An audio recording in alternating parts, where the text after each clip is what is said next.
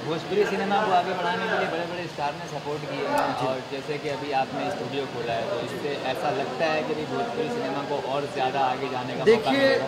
तो इसमें आपका क्या हाथ होगा? नहीं, भोजपुरी सिनेमा को कोई भी स्टार या किसी ने भी आगे नहीं बढ़ाया है। अगर भोजपुरी सिनेमा को किसी स्टार ने आगे बढ़ाने की सोची होती या हमारे उन नेताओं ने सोची होती जो भोजपुर से बिलोंग करते हैं, तो आज हमारी भोजपुरी इंडस्ट्री 100 करोड़ की इंडस्ट्री होती कि यहाँ पे अगर 25 करोड़ की फिल्म बनाते हैं तो 25 करोड़ की फिल्म की रिकवरी भी होती है। आज बहुत बड़ी विडंबना है कि हम 1.5-2 करोड़ की फिल्म बना लेते हैं और हमारी रिकवरी नहीं होती। हमको रिकवरी के बारे में सोचना होता है। क्यों?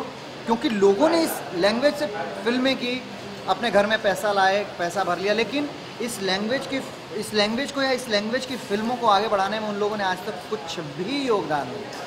तो यश जी, आप क्या योगदान देने वाले हैं इस स्टूडियो? ऑफकोर्स मैंने योगदान दिया हुआ है। मैं हिंदी वाले जब हमारे यहाँ आते हैं तो हिंदी वालों के लिए चार्ज बहुत ज़्यादा रखा है हमने, क्योंकि हमारे पास ये स्टूडियो सर्वगुण संपन्न स्टूडियो है। यहाँ पे हर चीज़ें हैं। यहाँ पे पूरे स्टूडियो में आप कहीं पे भी शूट करते हैं तो आपको बॉम्बे से लाइट लाने की ज़रूरत नहीं पड़ती, या फिर आपको बाहर शूट करना होता है तो 100 kb का जनरेटर हमारे पास उपलब्ध है। तो ये सारी चीज़ें, इन सारी चीज़ों के साथ सीरियल्स वाले आते हैं या फिल्म वाले आते हैं तो उनके लिए हमारे एक चार्जेस अलग हैं।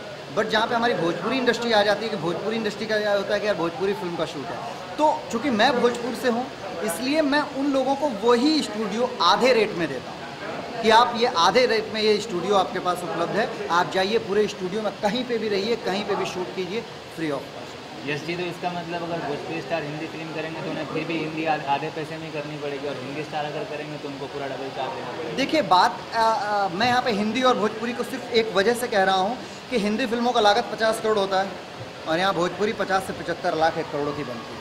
तो ज़मीन और आसमान का अंतर है। तो इस ज़मीन और आसमान के अंतर में 50-50% का जो रखा गया है वो बहुत कुछ सोच समझ के रखा गया है।